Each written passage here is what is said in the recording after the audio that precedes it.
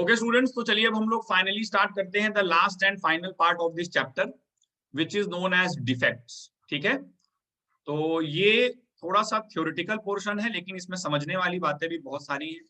तो मैं हर चीज को आपको नोट भी करवाऊंगा और हर एक पॉइंट को समझाऊंगा भी, और बहुत सारे मैं आपको एक्स्ट्रा पॉइंट बताऊंगा जो एनसीईआरटी वगैरह में नहीं है, लेकिन हाँ उनसे एग्जाम में क्वेश्चंस आते हैं स्पेसिफिकली इन कॉम्पिटिटिव एग्जामिनेशन। ठीक है, तो आइए हम लोग डिस्कशन स्टार्ट करते हैं डिफेक्ट्स का, और काफी इंपॉर्टेंट भी है ये।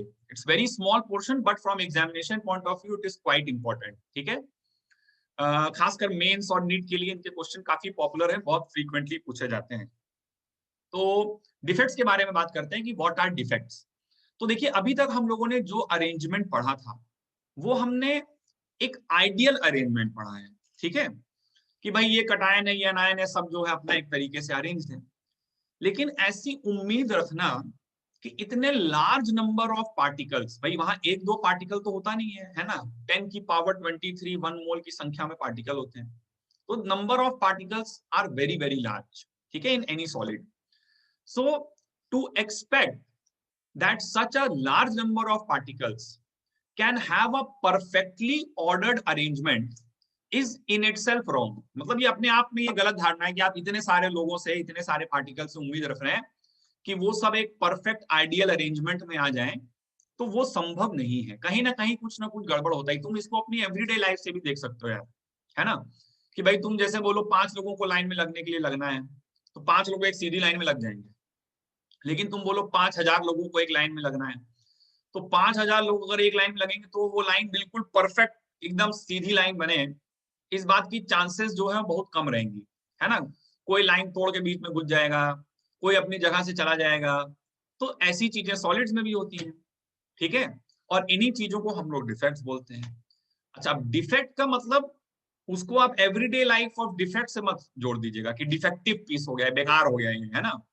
तो डिफेक्ट्स कई बार जो है वो यूजफुल भी होते हैं, और इन डिफेक्ट्स के माध्यम से हम सॉलिड्स की बहुत सारी प्रॉपर्टीज को ऑल्टर कर लेते हैं जो प्रैक्टिकली हमारे लिए काफी यूज की होती हैं। जैसे अगर आपको सेमीकंडक्टर इंडस्ट्री के बारे में कुछ आइडिया हो कि सेमीकंडक्टर इंडस्ट्री में प्रोसेस चलता है डोपिंग। सेमीकंडक्टर्स को क्या कहते हैं, डोपिंग किया जाता है। तो that doping is basically a formal procedure of introducing defect in a calculated manner. ठीक है, कैलकुलेटेड मैनर में आप उसमें डिफेक्ट लेके आते हो, जिससे कि आप सॉलिड की इलेक्ट्रिकल कंडक्टिविटी और भी बहुत सारी प्रॉपर्टीज आप अपने हिसाब से कंट्रोल कर सकते हो। तो that is a very very beneficial thing. और इनको बोलते हैं हम लोग डिफेक्ट है, पर ये डिफेक्टिव पीस जैसा ऐसा कुछ नहीं कि बेकार हो गया वो, है ना। तो और डिफेक्ट्स हर जगह होते हैं। ठीक है, मतलब 100% आइडियल अरेंजमेंट कुछ होता नहीं है। तो हर सॉलिड में कुछ ना कुछ जो है वो डिफेक्ट्स 100% होंगे ही होंगे। एंड अनलेस एंड अनटिल, मतलब आप 0 केल्विन पे चले जाओ। तो अगर आपको याद आ रहा हो थर्ड लॉ ऑफ थर्मोडायनेमिक्स, तो थर्ड लॉ ऑफ थर्मोडायनेमिक्स हम लोग बोलते थे परफेक्टली क्रिस्टलाइन सब्सटेंस पे 0 केल्विन पर देयर इज 0 एंट्रोपी। तो वो जो 0 केल्विन और 0 एंट्रोपी है, that condition relates to no defects. But practically 0 kelvin भाई हम हमेशा थोड़ी ना होता है। ठीक है, तो इसलिए हम लोग अब डिफेक्ट्स के अलग अलग टाइप के डिफेक्ट्स, उनका क्लासिफिकेशन, और किस डिफेक्ट से कौन सी प्रॉपर्टी जैसे डेंसिटी, डाइलेक्ट्रिक कांस्टेंट, ये सारी प्रॉपर्टीज किस तरह से चेंज होती हैं, ये एनालिसिस हमारे लिए बहुत ही ज्यादा जरूरी है। और अब हम लोग इसके बारे में बात करने जा रहे हैं। ठीक है, तो आइए सबसे पहले हम लोग क्या करते हैं, जरा डिफेक्ट को डिफाइन कर देते हैं। What is defect? तो डिफेक्ट इज एनी डेविएशन, ठीक है, from the any deviation from the regular or ideal arrangement। Any deviation from the regular or ideal arrangement is called a defect। Regular या ideal arrangement से कुछ भी इधर उधर हुआ, कोई भी डिविएशन आया, तो उसे हम लोग बोलेंगे डिफेक्ट। ठीक है, अच्छा, now these defects are of 3 types. ठीक है, ये डिफेक्ट 3 प्रकार के होते हैं। क्या क्या होते हैं? एक होता है पॉइंट डिफेक्ट, एक होता है लाइन डिफेक्ट, और तीसरा होता है plane defect. What do we mean by point defect? नाम से ही समझ में आना चाहिए। पॉइंट डिफेक्ट का मतलब हो गया कि जो भी गड़बड़ी है वो किसी एक लैटिस पॉइंट पर है, एट अ लैटिस पॉइंट। ठीक है, किसी एक लैटिस पॉइंट पर कुछ प्रॉब्लम आ गई है। क्या प्रॉब्लम आ गई वो तो समझेंगे। लाइन डिफेक्ट होता है जब पूरी की पूरी एक लाइन के अलोंग गड़बड़ है ना भाई, 1D 2D 3D उसी टाइप की चीज है। तो एक पॉइंट पे गड़बड़ है तो उसको पॉइंट डिफेक्ट बोलते हैं। लाइन डिफेक्ट मतलब पूरी की पूरी एक लाइन पे दिक्कत है, और प्लेन डिफेक्ट मतलब पूरे के पूरे एक प्लेन में ही कुछ गड़बड़ हो गया है। ठीक है, तो ये 3 टाइप के डिफेक्ट होते हैं, लेकिन हमारे कोर्स में मेनली हम लोग को डिस्कस करने होते हैं point defect. So mainly we will be studying about point defects. हमको लाइन डिफेक्ट और प्लेन डिफेक्ट के बारे में पढ़ाई नहीं करनी, ये सब आप जब बीटेक करने जाएंगे तो मटेरियल साइंस वगैरह पेपर रहता है, उसमें सेकंड ईयर में पढ़ाया जाता है line defect, edge edge dislocation, screw dislocation. तो ये सब खैर बहुत आगे की बातें हैं, तो उनकी अभी जरूरत नहीं है। 11th 12th के कोर्स में हमको खाली पॉइंट डिफेक्ट के बारे में पढ़ाई करनी है। ठीक है, तो आइए स्टार्ट करते हैं पॉइंट डिफेक्ट्स। तो पॉइंट डिफेक्ट्स क्या होते हैं, जैसा कि मैंने नाम से बताया कि the problem is at a given lattice point. ठीक है, अच्छा अब ये जो पॉइंट डिफेक्ट्स हैं ये फर्दर क्लासिफाई होते हैं 3 प्रकार में। क्या क्या होते हैं ये? पहले होते हैं स्टोइकियोमेट्रिक पॉइंट डिफेक्ट्स। तो स्टोइकियोमेट्रिक पॉइंट डिफेक्ट्स वो है बच्चों जहां पर स्टोइकियोमेट्री इफेक्ट नहीं हो, फॉर्मूला इफेक्ट नहीं हो, रेशियो। स्टोइकियोमेट्री मतलब क्या होता है? रेशियो। तो स्टोइकियोमेट्रिक पॉइंट डिफेक्ट्स वो होते हैं जहां पर the formula is unaltered, formula unaltered, formula change नहीं होता है। ठीक है, formula remain same, unaltered, UNALTERED। अच्छा, फिर दूसरे होते हैं non stoichiometric point defects. Non stoichiometric, non stoichiometric में रेशियो डिस्टर्ब हो जाता है, तो नॉन स्टोइकियोमेट्रिक में फॉर्मूला चेंजेस। ठीक है, फॉर्मूला चेंजेस। और तीसरे टाइप के पॉइंट डिफेक्ट जो है वो होते हैं इम्प्योरिटी डिफेक्ट। इम्प्योरिटी डिफेक्ट में हम लोग क्या करते हैं कि हम लोग कोई इम्प्योरिटी वगैरह इंट्रोड्यूस करते हैं, फॉर्मूला इसमें भी चेंज हो जाता है, बट एनसीईआरटी ने इसको एक अलग कैटेगरी दिया हुआ, तो इसलिए मैं भी आपको अलग बता दे रहा हूँ। वैसे very strictly speaking impurity defects are also non stoichiometric, क्योंकि अगर आप कोई इम्प्योरिटी वगैरह लेके आओगे तो उससे फॉर्मूला जो है वो डिस्टर्ब हो जाएगा। ठीक है, तो ये हो गया इन तीनों का क्लासिफिकेशन। स्टोइकियोमेट्रिक जिसमें फॉर्मूले में कोई परिवर्तन नहीं आना चाहिए, रेशियो सेम रहना चाहिए। नॉन स्टोइकियोमेट्रिक जिसमें फॉर्मूला चेंज हो जाए, और इम्प्योरिटी जिसमें कोई फॉरेन सब्सटेंस या बाहरी पदार्थ को इंट्रोड्यूस किया जाए सॉलिड में। ठीक है ना, फॉरेन सब्सटेंस इंट्रोड्यूस, तो इससे भी फॉर्मूले में परिवर्तन आता है। तो ये भी एक प्रकार से आप कह सकते हो नॉन स्टोइकियोमेट्रिक ही है, बट इसको थोड़ा अलग से केटर करेंगे हम लोग। ठीक है, तो ये 3 टाइप के होगा। आइए एक एक करके तीनों के बारे में पढ़ाई करते हैं। तो सबसे पहले हम लोग स्टार्ट करते हैं with the stoichiometric point defect. Stoichiometric point defect, ठीक है। तो स्टोइकियोमेट्रिक पॉइंट डिफेक्ट में क्या होता है समझिए। स्टोइकियोमेट्रिक पॉइंट डिफेक्ट तो पहले फॉर्मूला जो है वो सेम रहना चाहिए, राइट। तो अब ये डिफेक्ट भी जो है वो किस किस प्रकार से आता है जरा उसको डिस्कस करते हैं। तो पहला स्टोइकियोमेट्रिक पॉइंट डिफेक्ट जो है वो बच्चों होता है वेकेंसी डिफेक्ट। वेकेंसी डिफेक्ट, ठीक है। तो वेकेंसी डिफेक्ट क्या हो गया? ठीक है, देखो समझते हैं इसको, थोड़ा सा नाम से ही समझ में आना चाहिए कि भाई देखो जैसे तुमने कुछ लोगों को बोला कि भाई चलो तुम सब लोग जो है वो एक लाइन में इस तरह से खड़े हो जाओ, तो ये लोग जो है वो लाइन में आके लगने लग गए अपना वेल ऑर्डर्ड अरेंजमेंट में। ठीक है, लेकिन क्या हुआ कि इनमें से एक आदमी जो है वो क्या किया, अपनी जगह छोड़ के भाग गया, बोला कि नहीं हम यहाँ नहीं रहेंगे। ठीक है, खाली कर दिया, बोला हम लाइन में नहीं खड़े होंगे, ये हमारे रूल के खिलाफ है। ठीक है, तो जिस जगह से वो छोड़, मतलब a particle is missing from its usual lattice position. बहुत सिंपल से अगर शब्दों में उसे बयां करूं तो ये हो गया particle missing from, particle missing from, particle missing from usual lattice position. Particle is missing from usual lattice position मतलब जहां पर होना चाहिए था वहां पर वो पार्टिकल नहीं है। तो बस यहाँ पे हम लोग बोलते हैं कि जहां से मिस हो गया वहां पे क्या क्रिएट हो गया, वहां पर क्रिएट हो गया वैकेंसी। सो इस जगह पर एक खाली वैकेंसी, मतलब क्या हो गया, जैसे नौकरी की वैकेंसी निकली है, वैकेंसी मतलब खाली रिक्त स्थान। ठीक है, तो it creates a vacancy over here, vacant space आ गई वहां पे, क्रिएट्स अ वेकेंसी। तो बस इस डिफेक्ट को हम लोग वैकेंसी डिफेक्ट बोलते हैं। Particle is missing from the usual lattice position, जहां पर होना चाहिए वहां पर नहीं है। अच्छा, इसकी वजह से डेंसिटी पर क्या फर्क पड़ेगा? तो भाई पार्टिकल छोड़ के भाग गया तो डेंसिटी घट जाएगी ना इससे, तो रो डिक्रीजेस, ये हमने बोल दिया। ठीक है, तो ये हो गया वैकेंसी डिफेक्ट। अच्छा, दूसरे टाइप का डिफेक्ट होता है interstitial defect. Interstitial defect, now what is interstitial defect? ये भी एक स्टोइकियोमेट्रिक डिफेक्ट ही है, फॉर्मूले में कोई परिवर्तन नहीं आ रहा है।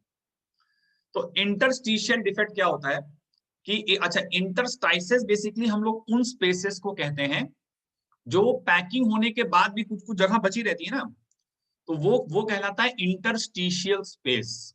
ठीक है, that is known as interstitial space. तो अब इसमें क्या होता है कि भाई ये यूजुअल लैटिस पोजीशंस हैं, these are your usual lattice positions. यहाँ पे सब लोग अपना, जो अकलमंद लोग हैं, जो वेल बिहेव्ड लोग हैं, वो अपना लाइन बना के खड़े हुए चुपचाप से, ठीक है, सीधे सीधे खड़े हुए हैं सब लोग। लेकिन एक मनुष्य आया, वो अपना लाइन तोड़ के बोल गया नहीं हम लाइन वाइन मिलेंगे, बीच में घुस गया, यहाँ पे कहीं पे घुस गया जाके।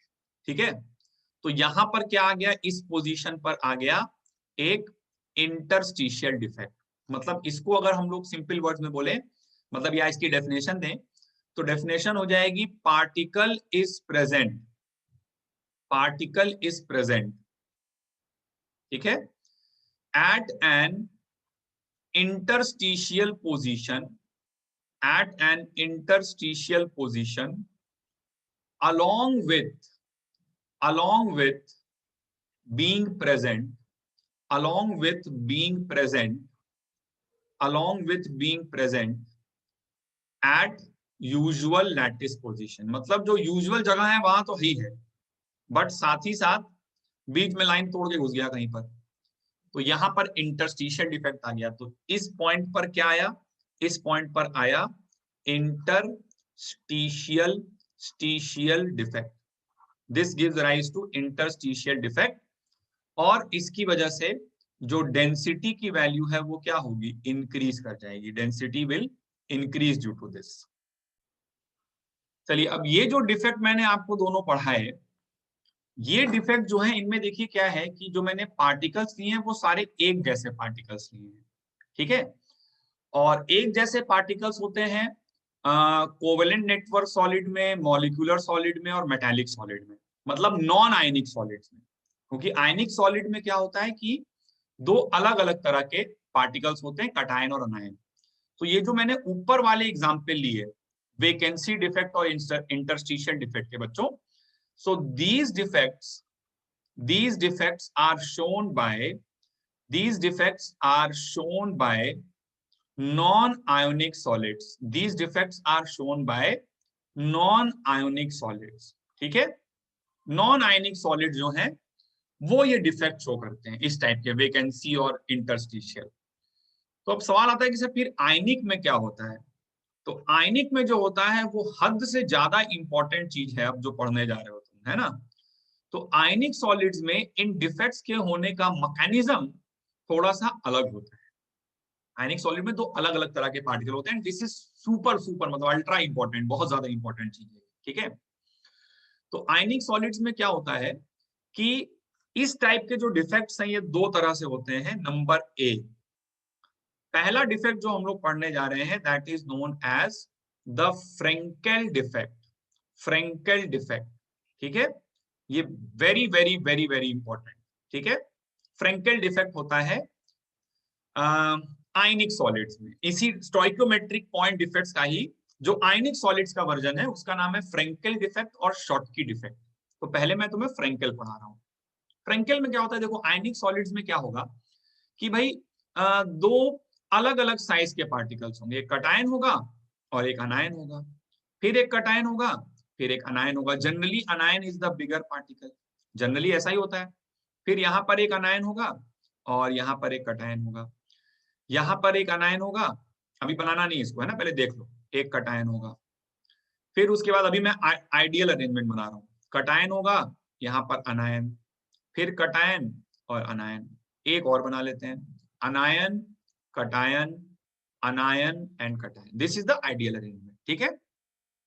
अब आयनिक सॉलिड में क्या हुआ कि जो स्मॉलर पार्टिकल है, जो स्मॉलर पार्टिकल है वो अपनी यूजुअल जगह को छोड़ करके, अपनी यूजुअल जगह को छोड़ करके, जो कि ज्यादातर कटायन होगा, वो घूमता फिरता, घूमते हुए भाग के कहीं और इंटरस्टिशियल साइट पर जाकर बैठ गया। मतलब बहुत बेसिक शब्दों में अगर बोलें तो स्मॉलर पार्टिकल का डिसलोकेशन हो गया, स्मॉलर पार्टिकल का डिसलोकेशन हो गया, ठीक है। जो स्मॉलर पार्टिकल है, ठीक है, फ्रेंकेल डिफेक्ट में क्या हुआ, फ्रेंकेल डिफेक्ट में ये काम हुआ कि स्मॉलर पार्टिकल, ठीक है, जो कि यूजुअली कटायन होता है, which is usually cation, smaller particle usually cation is dislocated from the usual lattice position, is dislocated from the usual lattice site or lattice position, is dislocated from the usual lattice position, and due to this जहां से वो छोड़ के गया वहां पे create हो गया एक वेकेंसी डिफेक्ट यहां पे आ गया, जहां से छोड़ के भाग गया वो वहां वेकेंसी डिफेक्ट आया, और जहां पर अभी वो प्रेजेंट है वहां पर एक इंटरस्टिशियल डिफेक्ट आ गया, ठीक है। यहां पर इंटरस्टिशियल डिफेक्ट आ गया, यहाँ वेकेंसी डिफेक्ट आ गया। तो smaller particle usually cation is dislocated from the usual lattice position, ठीक है। और इसीलिए हम लोग फ्रेंकेल डिफेक्ट को हम लोग डिसलोकेशन डिफेक्ट भी कहते हैं।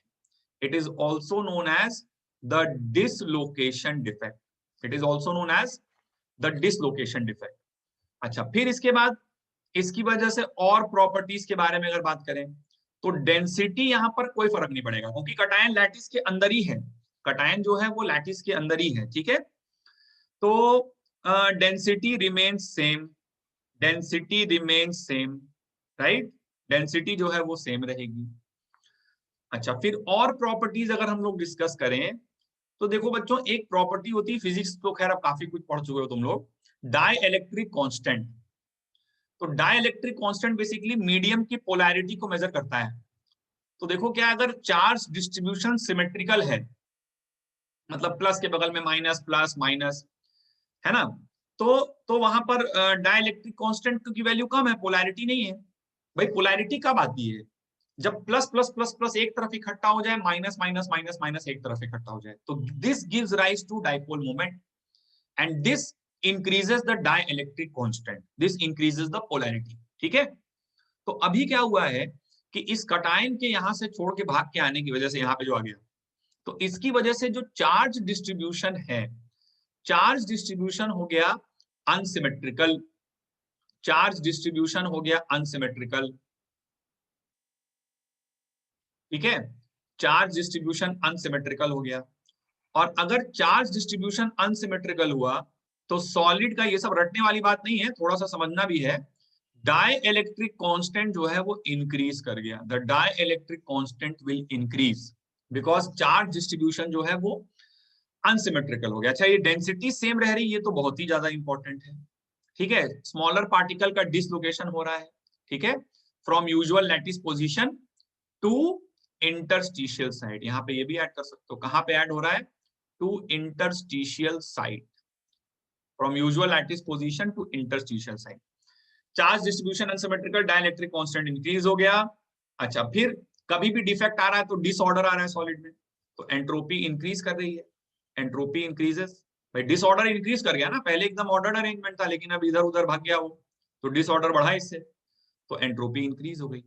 अच्छा, फिर आप देखो कि सॉलिड में क्या हुआ, ये होल्स क्रिएट हो गए, इसको बोलते हैं होल्स, ठीक है।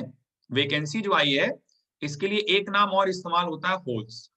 अब ये जो होल्स आए तो इनमें अनायन और कटायन चार्जेस का मूवमेंट हो सकता है ना, कि भाई ये अनायन इधर, मान लो ये तो हमने छोटा सा बनाया और बहुत जगह पे होल्स आ गए, तो ये इधर खिसक जाएगा, ये इधर खिसक जाएगा, ठीक है। तो बेसिकली अब क्या होगा कि charges can move due to the formation, मतलब आपको लगेगा ये अनायन इधर मूव किया तो आपको लगेगा होल इधर जा रहा है, फिर कटायन इधर मूव किया तो जैसे चार्जेस जिधर मूव कर रहे होंगे ऐसा लगेगा कि होल उसके ऑपोजिट डायरेक्शन में मूव कर रहा है। जैसे मान लो ये इधर खिसक गया तो इधर होल आ गया, फिर इधर खिसका तो इधर होल आ गया, ठीक है। तो इसकी वजह से सॉलिड की इलेक्ट्रिकल कंडक्टिविटी इंक्रीज होगी। और अब इलेक्ट्रिकल कंडक्टिविटी, देखो हमने ये पढ़ा था कि जो आयनिक सॉलिड्स होते हैं वो सॉलिड फेज में नॉन कंडक्टर होते हैं। आयनिक सॉलिड्स कंडक्टर होते हैं लेकिन कब, मोल्टेन में और एक्वस सोल्यूशन में। सॉलिड फेज में तो वो नॉन कंडक्टर होते हैं, ठीक है। लेकिन ये जो डिफेक्ट आ गए, होल्स आ गए, इनकी वजह से इलेक्ट्रिकल कंडक्टिविटी इंक्रीज करेगी। लेकिन अब इंक्रीज करके इतनी भी नहीं होगी कि वो सीधे कंडक्टर ही हो जाएगा, ठीक है। तो नॉन कंडक्टर और कंडक्टर के बीच में भी एक बहुत इंपॉर्टेंट क्लास ऑफ मटेरियल्स आता है जिसको बोलते हैं सेमीकंडक्टर्स, ठीक है। तो अभी क्या होगा कि इसकी इलेक्ट्रिकल कंडक्टिविटी इंक्रीज होगी, इलेक्ट्रिकल कंडक्टिविटी इंक्रीज होगी, और ये जो सॉलिड है वो अभी बन जाएगा एक P type semiconductor. P type semiconductor, जो सेमीकंडक्टेंस होल्स की वजह से या वैकेंसी की वजह से होता है, उसको पी टाइप सेमीकंडक्टर कहते हैं। और जो नेगेटिव चार्ज इलेक्ट्रॉन की वजह से होता है उसको एन टाइप सेमी, एन मतलब नेगेटिव, पी मतलब पॉजिटिव। मतलब इस तरह से याद रखने का तरीका है, पी मतलब पॉजिटिव तो नहीं होता है, मतलब उसको समझने का तरीका है पी टाइप सेमीकंडक्टर। मतलब ड्यू टू होल्स अगर इलेक्ट्रिकल कंडक्टिविटी बढ़ी है तो उसको हम लोग पी टाइप सेमीकंडक्टर बोलेंगे, ठीक है। और अगेन अब आप ये बात सोच सकते हो कि जैसे सेमीकंडक्टर और कंडक्टर में एक बहुत मेजर डिफरेंस होता है कि टेम्परेचर बढ़ाने पर, टेम्परेचर बढ़ाने पर एक कंडक्टर अगर है, कंडक्टर का मेटालिक वायर जैसे है, तो कंडक्टर का कंडक्टेंस जो है वो डिक्रीज करता है। For a conductor conductance decreases. लेकिन टेम्परेचर बढ़ाने पर एक सेमीकंडक्टर अगर है, ठीक है, this is a very important difference between conductor and semiconductor. तो टेम्परेचर बढ़ाने पर सेमीकंडक्टर जो है उसका कंडक्टेंस इंक्रीज करता है, ठीक है। तो अब आप समझ सकते हो कि मैंने इसको सेमीकंडक्टर क्यों बोला है बच्चों। क्योंकि अगर मैं टेम्परेचर बढ़ाऊंगा, गर्म करूंगा बेसिकली, तो और ज्यादा डिफेक्ट्स आएंगे ना भाई। जितना ज्यादा एनर्जी मिलेगी उतना कटायन अंदर डिसलोकेट होता जाएगा। जितने हाई टेम्परेचर पे जाओगे उतनी ज्यादा एंट्रोपी बढ़ेगी। एंट्रोपी बढ़ेगी मतलब डिसऑर्डर बढ़ रहा है, और ज्यादा डिफेक्ट्स आते जा रहे हैं, आते जा रहे हैं, आते जा रहे हैं, ठीक है। और जितने ज्यादा डिफेक्ट आएंगे उतने ज्यादा होल क्रिएट होंगे यहाँ पे, और जितने होल क्रिएट होंगे उतना ज्यादा कंडक्टेंस बढ़ता जाएगा। So on increasing temperature the number of defects will increase, the number of defects will increase, and therefore the conductance will also increase, and that is why all these defects, अभी आगे जितने भी आपको पढ़ाने वाले हैं, अभी तो एक ही पढ़ाए हैं, बट जितने भी आपको पढ़ाएंगे वो सारे के सारे थर्मोडायनेमिक डिफेक्ट्स भी कहलाते हैं। all point defects are thermodynamic defects because on increasing temperature the number of defects increases, that is why they are known as thermodynamic defects, ठीक है। और फिर फाइनली आता है आखिरी पॉइंट कि ऐसे डिफेक्ट शो करने वाले कौन से सॉलिड्स होंगे। तो भाई यहाँ पे क्या हो रहा है, कटायन डिसलोकेट होकर बीच वाली जगह में घुस जा रहा है। तो कटायन जितना छोटा हो उतनी खुशी की बात होगी, बहुत बड़ा कटायन हो जाएगा तो उसमें डिसलोकेशन मुश्किल होगा। भाई इंटरस्टिशियल स्पेस में फिट आ जाए ऐसा होना चाहिए ना। तो this defect is generally shown by those solids, generally shown by those solids where where there is a large difference, where there is a large difference between the size, large difference between the size of cation and anion, large difference between size of cation and anion, ठीक है। तो कौन कौन से होते हैं ऐसे, ऐसा होता है AgCl, AgBr, AgI, ZnS. These are some very popular examples of those solids which show Frenkel defects, ठीक है। एक AgBr तो आप याद ही कर लीजिएगा, ये एनसीईआरटी में भी अलग से लिखा हुआ है, ठीक है। तो ये इंपॉर्टेंट हो जाता है क्योंकि AgBr, इसके बाद वाला जो हम लोग पढ़ेंगे ना शॉर्टकी डिफेक्ट, तो AgBr जो है वो शॉर्टकी और फ्रेंकेल डबल टी होता है और KY होता है, ठीक है। तो AgBr शॉर्टकी प्लस फ्रेंकेल दोनों डिफेक्ट शो करता है। तो AgBr का एग्जांपल आप याद रखिए, it shows Frenkel and Schottky both. Schottky भी मैंने नहीं पढ़ा है, बट इसके बाद हम लोग उसी को पढ़ने जा रहे हैं। ओके स्टूडेंट्स, तो आगे बढ़ते हैं और नेक्स्ट हम लोग पढ़ते हैं second type of point defects. Again very very important thing, जिसको कि हम लोग बोलते हैं number 2 type of defects, that is known as Schottky defects. Schottky defects, ठीक है। इसकी स्पेलिंग अलग अलग किताबों में अलग अलग रहती है, तो एक बार आप एनसीईआरटी से एक बार मिला लीजिएगा, जो स्पेलिंग आपको वहां मिले कोशिश करिएगा कि बोर्ड एग्जाम में आप वही लिखें, ठीक है। तो शॉर्टकी डिफेक्ट के बारे में बात करते हैं। तो शॉर्टकी डिफेक्ट में क्या होता है कि it is a type of vacancy defect basically, ठीक है, a type of vacancy defect. Okay, type of vacancy defect. और इसमें क्या होता है कि जैसे पहले मान लो कि कटायन अनायन ये आइडियल अरेंजमेंट था, ठीक है। तो अनायन कटायन अनायन कटायन, फिर इसके बाद cation anion cation anion, okay, and then you have anion cation anion cation. This was ideal arrangement, ठीक है। बट इसमें क्या हुआ कि कटायन और अनायन इक्वल यूनिट्स में, दिस इज इंपॉर्टेंट। देखो ये बात थोड़ा सा और समझने की कोशिश करो कि फ्रेंकेल के होने से फॉर्मूले में कोई परिवर्तन नहीं आ रहा है, रेशियो उतना ही रह रहा है। जैसे AgBr की बात करो तो Ag प्लस अगर जगह छोड़ के दूसरी जगह चला आया तो रेशियो लगभग उतना ही है, मतलब लगभग क्या एग्जैक्टली उतना ही है, विद इन द सॉलिड वो एक जगह से दूसरी जगह चला गया है, बस इतना सा काम हुआ है।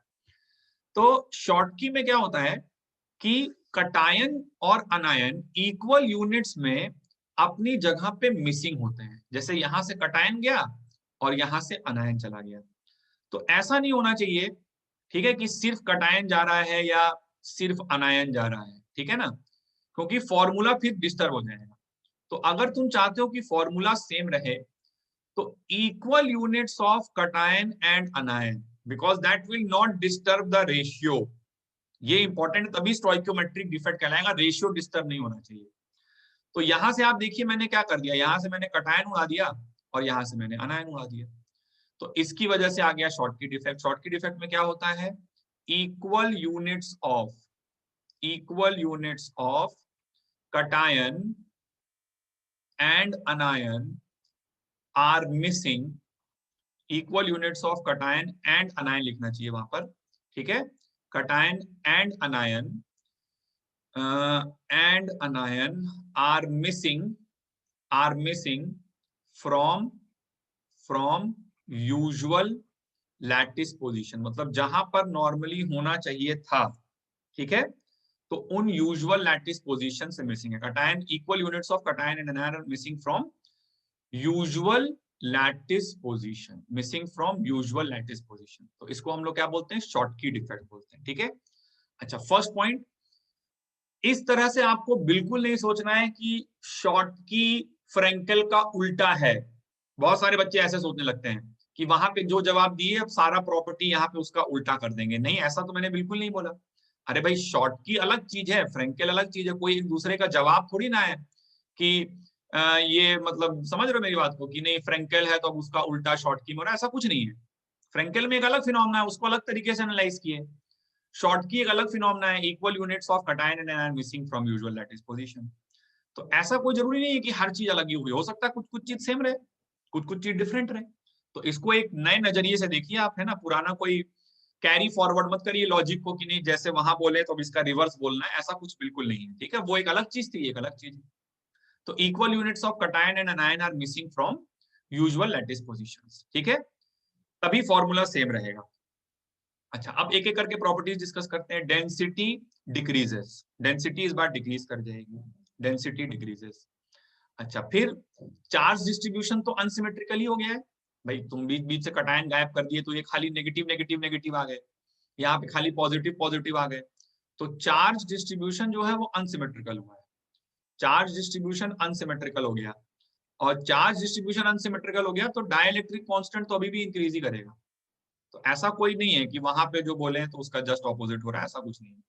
तो डाइलेक्ट्रिक कांस्टेंट अभी भी इंक्रीज करेगा बिकॉज चार्ज अनसिमेट्रिकल हो गया है, चार्ज डिस्ट्रीब्यूशन अनसिमेट्रिकल हो गया, इसलिए डाइलेक्ट्रिक कांस्टेंट विल इंक्रीज। अच्छा, फिर ऑब्वियसली डिफेक्ट आया है तो एंट्रोपी अभी भी बढ़ेगी, एंट्रोपी अभी भी बढ़ेगी, ठीक है। अच्छा, इसमें क्या क्रिएट हो रहा है भाई, होल्स या वेकेंसीज क्रिएट हो रहे हैं। तो होल्स या वेकेंसीज क्रिएट हो रहे हैं तो फिर से इलेक्ट्रिकल कंडक्टिविटी बढ़ेगी और ये हो जाएगा P type semiconductor, P type semiconductor, ठीक है, पी टाइप सेमीकंडक्टर।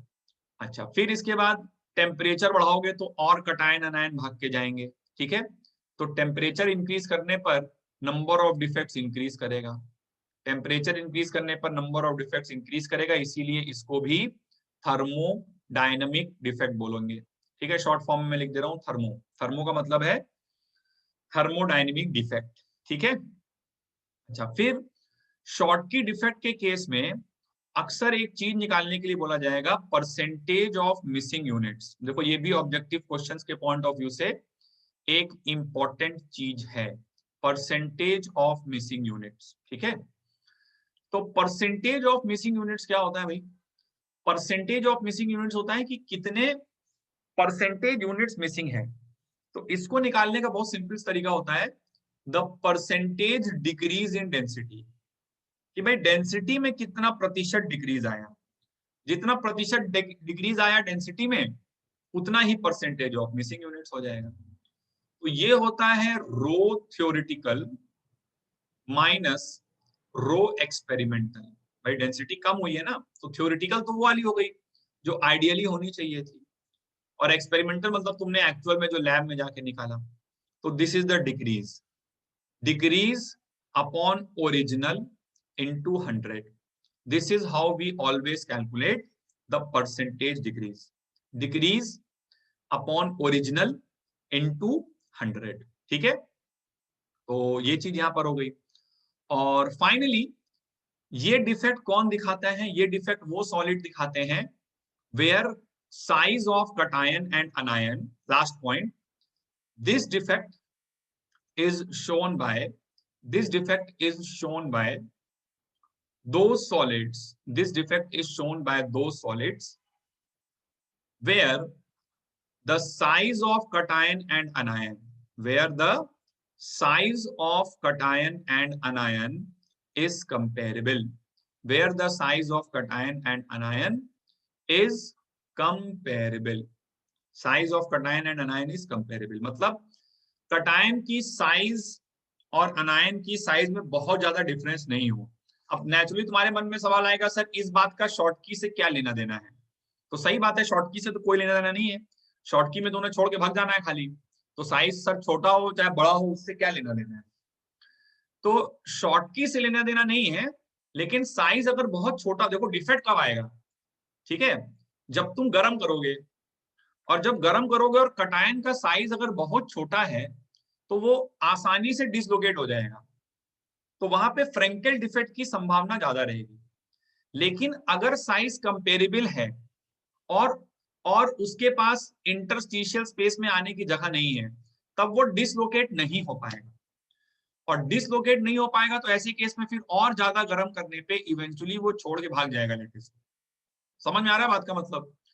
तो इसलिए अगर छोटा होता है तो फ्रैंकल हो जाता है, और अगर छोटा नहीं है यानी कि कंपेरेबल है तो फ्रैंकल की पॉसिबिलिटी नहीं है, और फ्रैंकल की पॉसिबिलिटी नहीं है तो शॉर्टकी की पॉसिबिलिटी बनती है, ठीक है। तो इसलिए ये डिफेक्ट शो करने वाले सॉलिड जो है वो होते हैं जहां पर कटायन और अनायन कंपेरेबल साइज का हो, जैसे कि NaCl, ठीक है, जैसे कि NaCl, KCl, CsCl। और एक एग्जाम्पल जो कि एनसीईआरटी में बहुत खास अलग से दिया हुआ है, दैट इज AgBr। तो इसको तो बिल्कुल ही याद रख लीजिएगा, खास करके जो मेंस और नीट के बच्चे हैं, बिल्कुल बहुत ही ज्यादा इंपॉर्टेंट हो जाता है ये, कि it shows both Frenkel and Schottky, both Frenkel and Schottky, ये दोनों शो करता है। बाकी ये सब कुछ एग्जाम्पल है, लेकिन ये AgBr काफी इंपॉर्टेंट है जिसमें दोनों हो जाते हैं। अब दोनों क्यों हो जाते हैं भाई, इसको थोड़ा सा वैसे समझ लो कि कुछ कट ऑफ वैल्यू पर होगा साइज का रेडियस रेशियो वगैरह, कि फ्रैंकल की भी पॉसिबिलिटी बन रही है और शॉर्ट की बन रही है, मतलब जस्ट कट ऑफ पॉइंट पर है। ठीक है, नहीं तो अदरवाइज काफी छोटा है तब तो मेनली वहां पर फ्रेंकेल ही होगा। और अगर कंपेरेबल है, जैसे इसमें देखो ना 0.9 रेशियो होता था तो ऑलमोस्ट बराबर होता था, तो यहाँ पर शॉर्ट की होगा, लेकिन इक्वल यूनिट्स में मिस होना चाहिए, एक कटायन के लिए एक अनायन, ताकि फॉर्मूला डिस्टर्ब ना हो। और फाइनली एक पॉइंट जो कि काफी लॉजिकल है कि energy of activation of Frenkel energy of activation of Frenkel is less than is less than the the EA लिख देता हूं, EA मतलब एनर्जी ऑफ एक्टिवेशन हो गया, EA ऑफ शॉर्ट की, EA ऑफ शॉर्ट की। ठीक है, तो फ्रेंकेल की एनर्जी ऑफ एक्टिवेशन का इसका मतलब क्या है कि फ्रेंकेल वाला डिफेक्ट जो है वो एक लोअर टेम्परेचर पर हो जाएगा। भाई फ्रेंकेल में खाली डिसलोकेट ही हो ना, लैटिस के अंदर ही, मतलब धक्का मार के धक्का मुक्की करके इधर चले जाना है बस इधर उधर। और शॉर्ट की में तो पूरे इस लैटिस को छोड़कर जाना है, तो ऑब्वियसली इसमें ज्यादा एनर्जी लगेगी। फ्रेंकेल में क्या होना है, फ्रेंकेल में कुछ खास काम नहीं है, बस भाई यहाँ से उठ के घूमते फिरते यहाँ चला आया, तो ये लोअर टेम्परेचर पे हो जाता है। ठीक है, so that completes two very important defects, that is Frenkel defect and Schottky defect. और काफी डिटेल में हमने इन लोगों को एनालाइज किया, जो भी इसके अलग अलग प्रॉपर्टीज। अब इसके अगर ये सारी बातें आपको ध्यान है तो क्लास 12 के बोर्ड से लेके जेई एडवांस तक का आप कोई भी एग्जाम दे रहे हो, इसके अलावा और कुछ पढ़ने की जरूरत नहीं है, मतलब एनसीईआरटी वगैरह भी पढ़ने की जरूरत नहीं, जो जो वहां पे है सब मैंने बता दिया। इसके अलावा आप पढ़ोगे ही तो आपका एक बार रिवीजन ही हो जाएगा उसमें से। ठीक है, तो दैट्स इट, आज यहीं तक करते हैं और फिर मिलेंगे नेक्स्ट क्लास में और कंटिन्यू करेंगे। डिफेक्ट्स एक क्लास और लगेगी, बहुत छोटा सा पोर्शन और बचा है जिसमें हम लोग नॉन स्टोइकियोमेट्रिक डिफेक्ट्स के बारे में और इम्प्योरिटी डिफेक्ट के बारे में डिस्कस करेंगे। स्टोइकियोमेट्रिक डिफेक्ट्स यहाँ पर खत्म होता है।